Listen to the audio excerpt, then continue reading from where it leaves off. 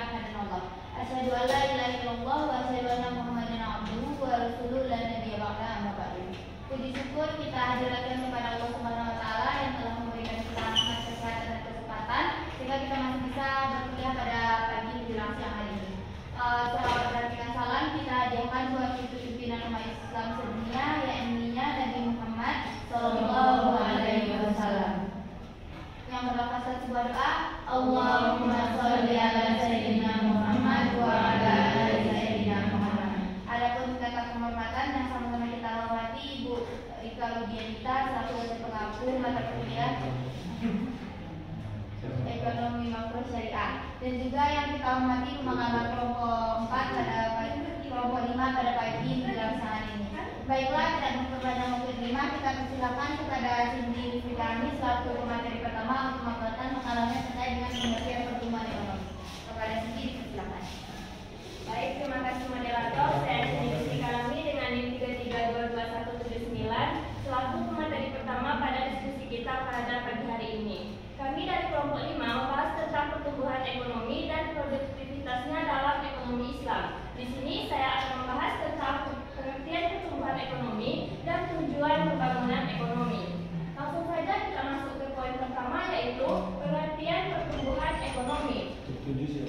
Apa sih itu pengertian dari pertumbuhan ekonomi? Pertumbuhan ekonomi merupakan salah satu indikator yang akan penting dalam melakukan analisis untuk melakukan pembangunan dalam suatu negara. Pertumbuhan ekonomi ini merupakan kenaikan pendapatan nasional dalam periode tertentu, misalnya dalam 1 tahun terakhir. Pertumbuhan ekonomi ini menunjukkan kapasitas dalam produksi maupun jasa dalam periode tertentu. Pengertian dari pertumbuhan ekonomi ini terdapat beberapa pandangan dari para ahli. Yang pertama yaitu menurut Kuznets. Kuznets mengatakan bahwa pertumbuhan ekonomi merupakan kenaikan kapasitas jangka panjang dalam melakukan atau memproduksi barang atau jasa di suatu negara untuk menyediakan banyak jenis barang ekonomi kepada masyarakatnya. Yang kedua, menurut Prasetyo. Prasetyo mengatakan bahwa pertumbuhan ekonomi yang berkualitas ialah pertumbuhan yang mampu melakukan pemerataan ekonomi, pemberantasan kemiskinan, serta penanggulangan atau menyediakan lapangan kerja yang cukup atau banyak. Yang ketiga yaitu menurut Tadoro. Tadoro mengatakan bahwa pertumbuhan ekonomi ini merupakan kenaikan jangka panjang dalam suatu periode tertentu. Selanjutnya menurut World Bank. World Bank mengatakan bahwa pertumbuhan ekonomi ini merupakan suatu kenaikan output PDB pada periode tertentu. Jadi, pertumbuhan ekonomi ini dapat kita simpulkan bahwa pertumbuhan proses produksi barang maupun jasa dalam suatu wilayah di periode tertentu. Apabila pertumbuhan ekonominya meningkat, maka pendapatan per kapita atau outputnya juga akan meningkat. Selanjutnya saya akan membahas tujuan dari pembangunan ekonomi. Suatu negara pastinya memiliki tujuan dalam membangun ekonomi negaranya. Yang pertama yaitu full employment atau kesempatan kerja penuh. Suatu negara pastinya menginginkan atau mencapai keadaan untuk melakukan kesempatan kerja yang penuh kepada masyarakatnya. Karena apabila ini tercapai, maka tujuan lainnya juga akan tercapai.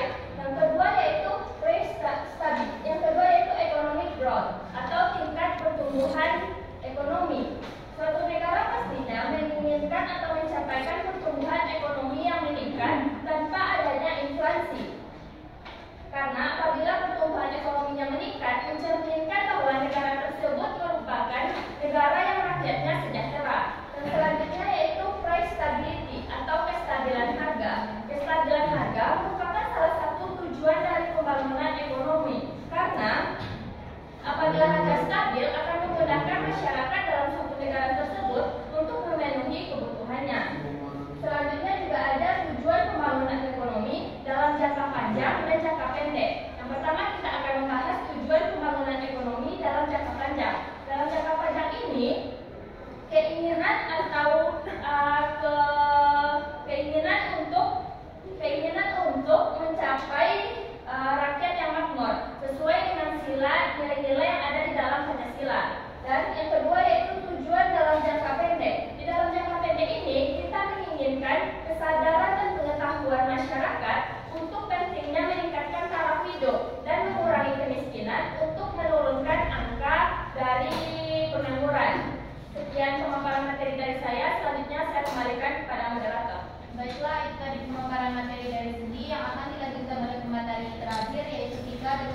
materi konsep pembangunan ekonomi dan unsur pembangunan. Pada kita Baik, terima kasih moderator. Perkenalkan nama saya Victoria Dhanus dengan NIK 3321169. Nah, di sini saya akan membahas tentang konsep pembangunan ekonomi dan unsur pembangunan serta teori pertumbuhan ekonomi dalam Islam. Nah, dari konsep pembangunan ekonomi dan unsur pembangunan, kita harus tahu terlebih dahulu apa sih konsep pembangunan itu sendiri. Untuk konsep pembangunan sendiri itu merupakan suatu pertumbuhan di suatu daerah di mana terjadinya peningkatan output. Peningkatan output di sini ditandai dengan pendapatan per kapita. Setiap daerah itu bisa dikatakan melakukan sebuah pembangunan ketika adanya peningkatan output yang dapat dinilai dari pendapatan per kapitanya. Kemudian ada juga pendapat lain menyatakan bahwa pembangunan itu merupakan sebuah perubahan struktural perekonomian di suatu daerah. Nah, perubahan struktural ini nantinya akan memperlihatkan kepada setiap kalangan masyarakat apakah daerah tersebut melakukan sebuah pembangunan atau tidak. Kemudian, apa itu konsep pembangunan di dalam Islam? Nah, untuk konsep pembangunan di dalam Islam sendiri itu bisa dibilang hampir sama pengertiannya dengan konsep yang ada di konvensional. Hanya saja perbedaannya nanti di dalam Islam akan ada aturan-aturan yang akan ditetapkan. Misalnya di dalam Al-Quran dan Hadis. Di dalam Al-Quran dan Hadis itu sudah dijelaskan bagaimana cara kita melakukan kegiatan ekonomi, bagaimana cara kita melakukan sebuah pembangunan. Nah, itulah yang membedakan antara konsep pembangunan di dalam ekonomi konvensional dan juga ekonomi Islam. Kemudian dalam Islam, pembangunan dalam perspektif Islam itu merupakan proses yang tidak hanya fokus pada aspek ekonomi, tetapi juga melihat kemaslahatan atau melihat manfaat bagi orang lain. Apakah pembangunan tersebut bisa memberikan manfaat untuk setiap orang atau hanya memberikan manfaat kepada beberapa orang saja? Artinya tidak menguntungkan bagi masyarakat, melainkan memberikan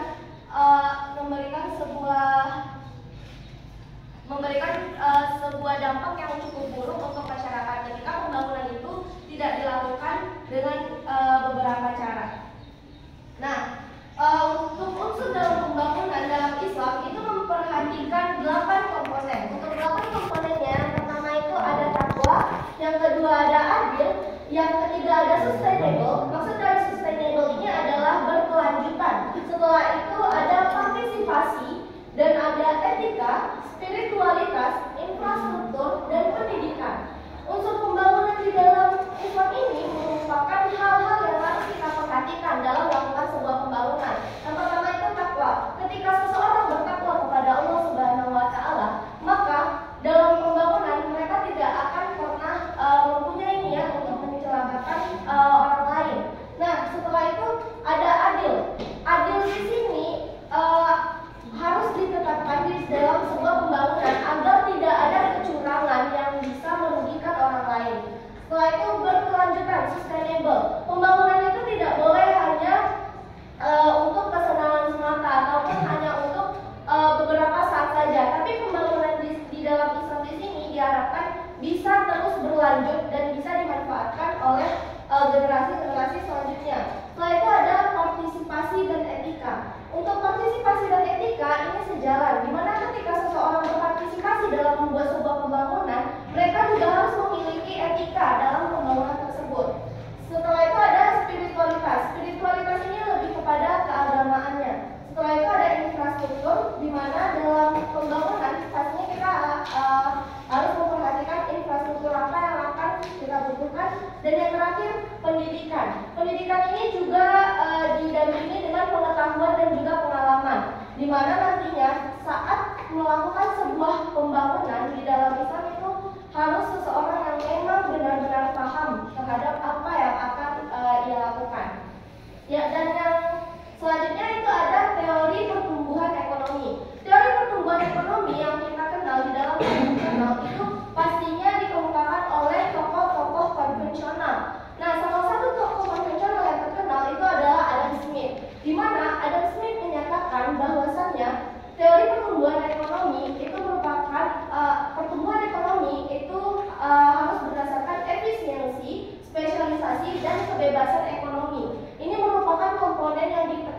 dalam teori ekonomi konvensional yang dilandaskan oleh Adam Smith. Untuk ekonomi Islam sendiri itu ada di dalam Al-Quran surah Hud ayat 61, di mana surah Hud ini merupakan surah yang menjadi landasan kita sebagai orang Islam untuk melakukan sebuah pertumbuhan ekonomi, di mana arti suratnya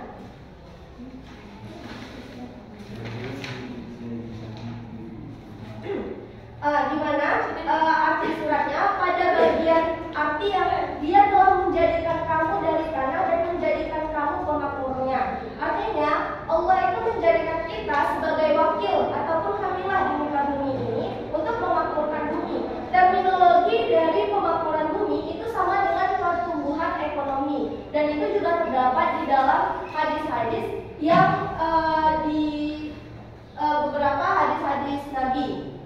Setelah itu untuk teori pertumbuhan ekonomi sendiri, perbedaannya dengan teori pertumbuhan ekonomi konvensional itu didasarkan pada Al-Quran dan hadis Nabi seperti yang saya jelaskan tadi. Kemudian untuk prinsipnya itu sesuai dengan prinsip dasar ekonomi Islam, di mana prinsip dasar ekonomi Islam itu tidak boleh adanya kecurangan, harus disesuaikan untuk kemaslahatan umat.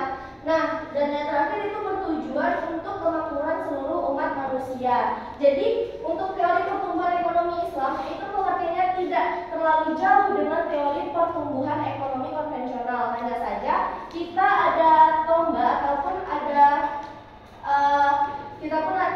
landasan dasar, di mana dasar kita adalah Al-Quran dan hadis yang nantinya akan memberikan kemakmuran untuk kita seluruh umat.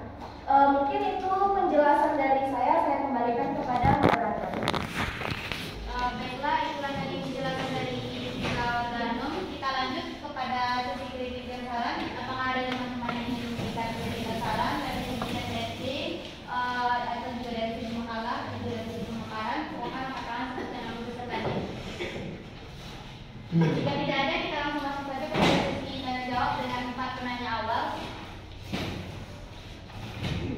Kepada Mela, Lydia, Dwi, dan juga Kurnia. Kepada Mela dipersilakan. Perkenalkan, saya Mela Lydia dengan NIM 332295. Coba masalah jelaskan bagaimana prinsip-prinsip ekonomi Islam mampu mendukung pertumbuhan ekonomi dan jangka panjang. Coba masalah berikan gambarannya.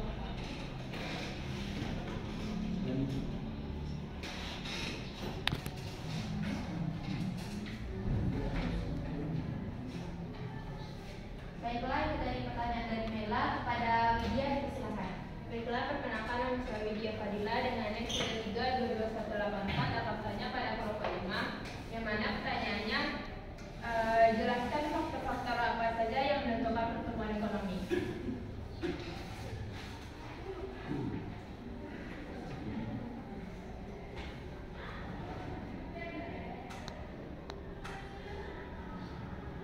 Baiklah, terima kasih kepada Widya. Kita lanjut kepada Dwi.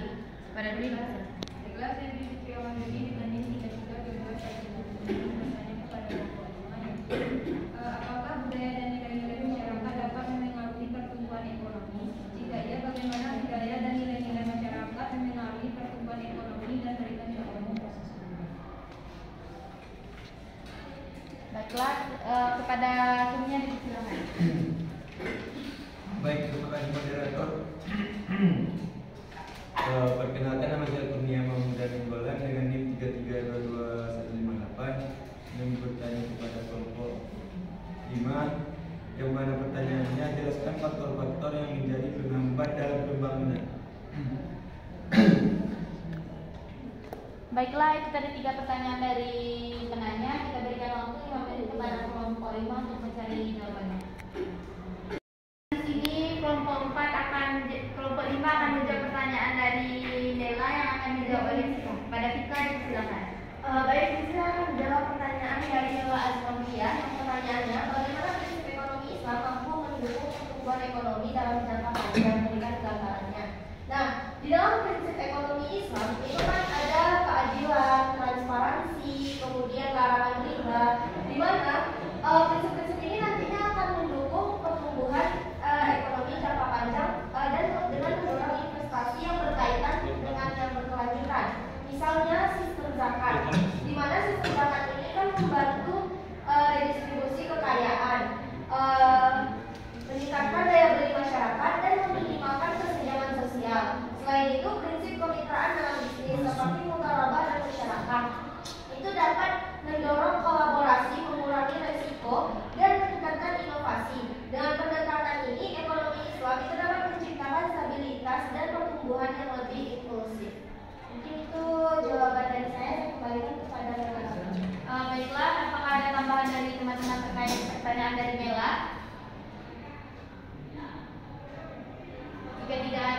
kembalikan kepada penanya. Apakah Mila sudah paham dengan jawaban yang diberikan oleh pemakala?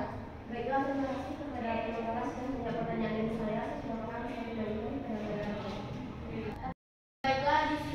Baiklah, di sini kelompok 5 akan menjawab pertanyaan dari Widya Fadila yang akan dijawab oleh pendidik kami. Pada sini dipersilakan. Baiklah, saya akan menjawab pertanyaan dari Widya Fadila. Di mana pertanyaannya? Jelaskan faktor-faktor apa saja yang mempengaruhi pertumbuhan ekonomi. Faktor yang pertama yaitu tanah dan kekayaan alam lainnya.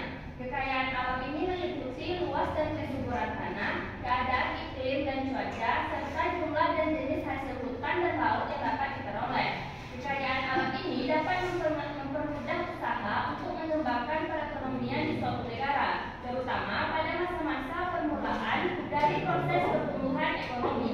Di dalam setiap negara, pertumbuhan ekonomi ini pasti memiliki banyak hambatan, seperti keterbatasan pasar dan lain-lain. Apabila negara tersebut mempunyai kekayaan alam yang bagus dan dapat diusahakan dengan menguntungkan, maka hambatan itu dapat diatasi dan pertumbuhan ekonomi akan dapat meningkat. Faktor yang kedua yaitu jumlah dan mutu dari penduduk dan tenaga kerja. Penduduk yang bertambah akan memperbesar jumlah tenaga kerja, dan penambahan tersebut memungkinkan negara itu menambah produksi. Akibatnya, pendidikan, latihan, dan pengalaman kerja, keterampilan penduduk akan semakin selalu bertambah tinggi. Lebih banyak kegiatan ekonomi yang dijalankan. Jadi, perkembangan penduduk menyebabkan luas pasar dari barang-barang yang dihasilkan oleh sektor perusahaan akan bertambah pula. Apabila dalam perekonomian pertambahan tenaga kerja ini tidak dapat menaikkan produksi nasional yang ditingkatkannya lebih cepat dari tingkat pertambahan penduduk, pendapatan per kapita akan menurun. Dengan demikian, penduduk yang berlebihan akan menyebabkan kemakmuran masyarakat merosot. Faktor yang ketiga yaitu barang-barang modal dan tingkat teknologi. Barang-barang modal penting artinya dalam mempertinggi keefisienan pertumbuhan penduduk. Barang-barang modal sangat bertambah jumlahnya dan teknologi yang telah menjadi bertambah modern memegang peranan yang penting sekali dalam mewujudkan kemajuan teknologi. Dan faktor yang terakhir yaitu sistem sosial dan sikap masyarakat.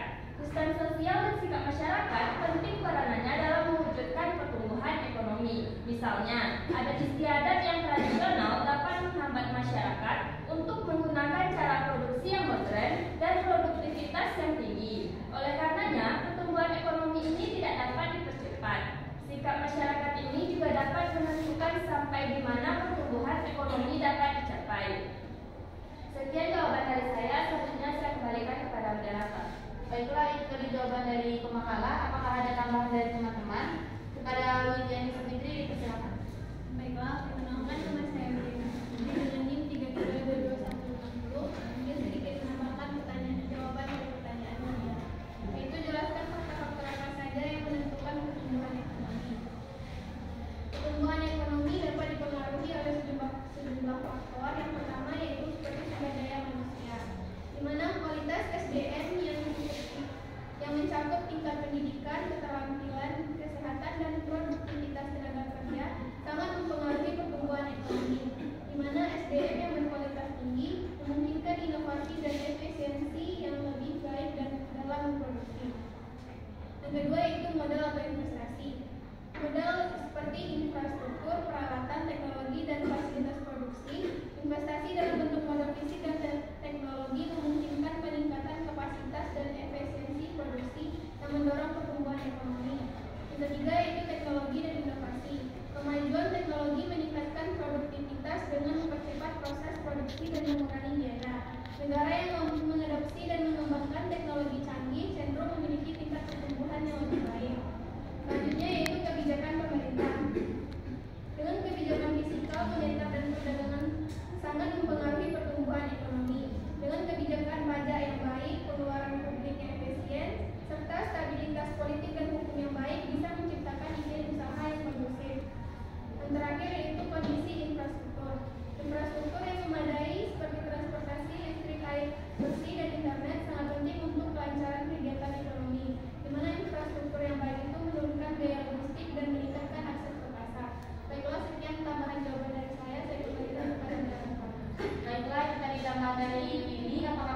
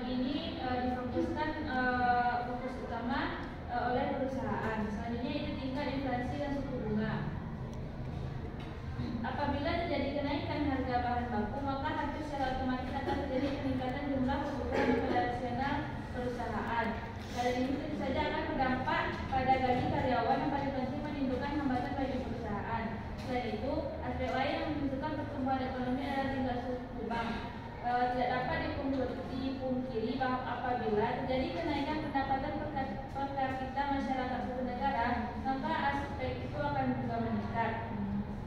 Sekian tambahan dari saya kembalikan kepada moderator. Baiklah, kita ditambah dari Yusuf Ismail, apakah masih ada yang ingin menambahkan? Jika tidak ada, kita kembalikan kepada penanya. Apakah Widya Fadila sudah paham dengan jawaban yang diberikan oleh pemakalah dan tambahan dari direksi? Baiklah, kita masuk kepada data pemakalah dan tambahan dari teman. Saya kembalikan kepada moderator. Baiklah, di sini pemakalah akan menjawab pertanyaan dari Yudi yang akan dijawab oleh Tika. Kepada Tika, silakan. Baik, terima kasih moderator. Saya akan menjawab pertanyaan dari Dwi Fitriawati, di mana pertanyaannya adalah bagaimana budaya dan nilai-nilai masyarakat dapat mempengaruhi pertumbuhan ekonomi dan berikan contohnya. Nah, budaya dan nilai masyarakat itu sebenarnya berperan penting dalam mempengaruhi pertumbuhan ekonomi dan juga pembangunan ekonomi. Berikut beberapa caranya. Yang pertama ada etika kerja, di mana masyarakat yang menjunjung tinggi etika kerja cenderung lebih produktif. Misalnya di negara seperti Jepang, nilai disiplin dan dedikasi mendorong inovasi dan efisiensi industri. Sehingga dapat kita lihat negara Jepang saat ini pertumbuhan ekonominya sangat laju dan negara Jepang juga merupakan negara maju di dunia. Setelah itu ada kepercayaan dan kolaborasi. Budaya yang menekankan kepercayaan dan kerjasama seperti dalam komunitas kelompok di beberapa negara Timur Tengah itu dapat mendorong investasi dan pertumbuhan bisnis melalui kemitraan yang kuat. Yang ketiga itu adalah pendidikan dan pengetahuan. Nilai yang mengutamakan pendidikan seperti dalam budaya Skandinavia berkontribusi pada peningkatan keterampilan tenaga kerja yang berdampak positif pada produktivitas dan pertumbuhan ekonomi. Kemudian kewirausahaan. Masyarakat yang menghargai kewirausahaan seperti Amerika Serikat itu bisa menciptakan lingkungan yang mendukung inovasi dan perkembangan startup, mendorong pertumbuhan ekonomi. Dengan demikian, budaya dan nilai ini tidak hanya membentuk perilaku ekonomi individu tapi juga mempengaruhi kebijakan dan struktur ekonomi secara keseluruhan. Itu jawaban dari saya kembalikan kepada moderator. Baiklah, itu tadi jawaban dari kita. Apakah ada yang ingin menambahkan? Pada Rona, silakan. Baiklah, di sini saya akan mencoba menambahkan pertanyaan dari Dwi yang Nama, NIM. Baiklah, perkenalkan nama saya Amalia dengan NIM 3322157. Di sini saya akan menambahkan jawaban dari pertanyaan Dwi yang pertanyaannya, apakah budaya dan nilai-nilai masyarakat dapat mempengaruhi pertumbuhan ekonomi dan berikan contohnya. Budaya dan nilai-nilai masyarakat dapat mempengaruhi pertumbuhan ekonomi dalam beberapa cara. Yang pertama yaitu mendapatkan daya tarik wisata. Contohnya itu seperti festival, upacara adat, dan kerajinan tradisional. Promosi dan pelestarian tradisi ini dapat menghasilkan pendapatan dari industri pariwisata. Yang kedua yaitu produk lokal. Contohnya seperti produk budaya lokal seperti batik dan tenun ikat memiliki nilai ekonomi tinggi dan menjadi daya tarik bagi wisatawan. Industri pariwisata, budaya, dan kerajinan tangan dapat meningkatkan pendapatan masyarakat dan menciptakan lapangan kerja. Yang ketiga yaitu potensi kemajuan ekonomi desa. Kearifan lokal dapat digunakan untuk meningkatkan kualitas hidup dan ekonomi desa. Baiklah, itulah tambahan dari saya kembalikan kepada moderator. Baiklah, itu tadi tambahan dari Rona Amalia. Apakah masih ada teman-teman yang ingin menambahkan? Kepada Kira, silakan. Baik, terima kasih kepada moderator. Saya Siti Rohani dengan 3322171 ingin sedikit menambahkan jawaban dari pertanyaan ini. Pertanyaannya, jelaskan bagaimana budaya dan nilai-nilai masyarakat dapat mempengaruhi pertumbuhan ekonomi dan berikan contohnya. Jadi budaya dan nilai masyarakat juga mempengaruhi pertumbuhan ekonomi, di mana praktek ekonomi tradisional seperti kebudayaan dan kearifan lokal bukan hanya warisan yang perlu dilestarikan, tetapi juga dapat menjadi pilar utama dalam pembangunan berkelanjutan.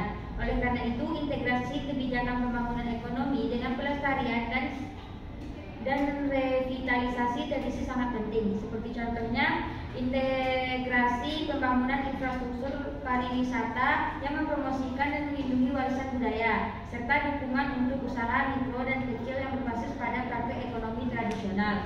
Mungkin itu sedikit yang dapat saya tambahkan. Saya kembalikan kepada moderator. Baiklah, itu tadi tambahan dari kita. Apakah masih ada yang ingin menambahkan? Jika tidak ada, kita kembalikan kepada penanya. Apakah demikian Putri Awal yang sudah mendengar jawaban yang diberikan makalah dan tambahan dari teman-teman? Juga terima kasih kepada pemakaran dan tambahan dari teman-teman. Baiklah, di sini kelompok 5 akan menjawab pertanyaan terakhir dari Kurnia Mahmud dan Enggolan yang akan dijawab oleh Cindy. Kepada Cindy dipersilakan. Baiklah, saya akan menjawab pertanyaan dari Kurnia, di mana pertanyaannya yaitu jelaskan faktor-faktor apa saja yang menjadi penghambat dalam pembangunan. Faktor pertama yaitu pertanian tradisional, seperti kekurangan modal, pengetahuan, infrastruktur pertanian, dan aplikasi teknologi modern dalam kegiatan pertanian menyebabkan sektor ini tingkat produktivitasnya sangat rendah, dan seterusnya menyebabkan tingkat pendapatan petani yang tidak banyak bedanya dengan pendapatan tingkat subsisten.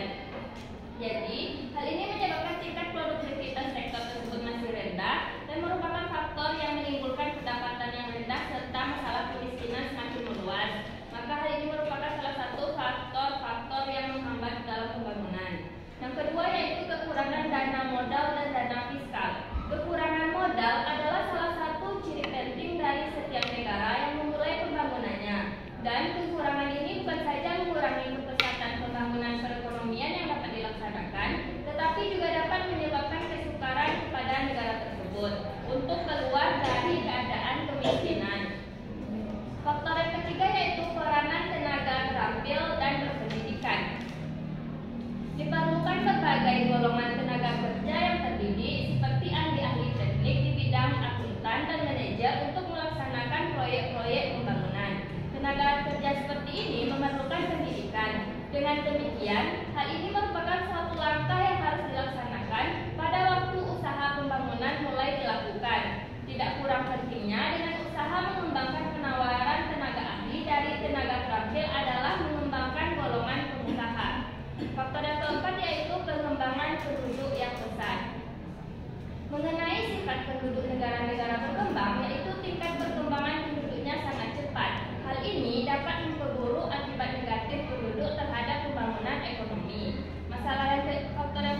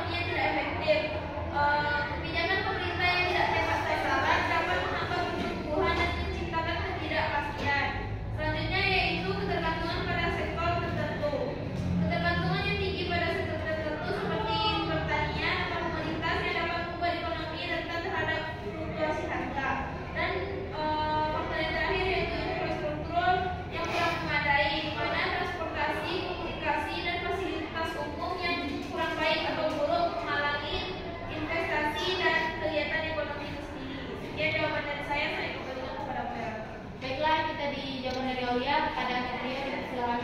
Baiklah, di sini saya Satrio dengan NIM 33221885. Di sini saya akan sedikit menambahkan jawaban dari pertanyaan diskusinya, yaitu apa penghambat dalam pembangunan. Yang pertama itu perubahan iklim dan degradasi lingkungan. Perubahan iklim seperti banjir, kekeringan dan cuaca ekstrem serta kerusakan lingkungan akibat eksploitasi yang tidak berkelanjutan dapat merusak infrastruktur dan mempengaruhi produktivitas, terutama sektor pertanian. Yang kedua itu ketergantungan pada bantuan luar negeri. Beberapa negara yang sangat bergantung pada bantuan luar negeri seringkali mengalami ketidakmampuan untuk mandiri. Ketergantungan ini menghambat inovasi dan inisiatif lokal serta menciptakan siklus ketergantungan yang sulit diputus. Yang selanjutnya itu akses terbatas ke teknologi dan informasi. Kurangnya akses ke teknologi modern dan inovasi menjadi penghambat utama dalam pembangunan, terutama di negara berkembang. Teknologi dapat meningkatkan efisiensi, produktivitas, dan kualitas hidup. Tanpa teknologi, pembangunan di sektor pertanian, manufaktur, kesehatan, dan pendidikan akan terhambat. Saya tambahan dari saya kembalikan kepada moderator. Baiklah, itu tadi tambahan dari Satrio. Apakah masih ada yang ingin menambahkan? Jika tidak ada, kita kembalikan lagi kepada penanya. Apakah Kurnia Mahfuda Singgola sudah paham dengan jawaban dari pemakalah dan tambahan dari teman-teman? Baik, terima kasih kepada pemakalah dan teman-teman yang sudah menjawab pertanyaan saya. Saya cukup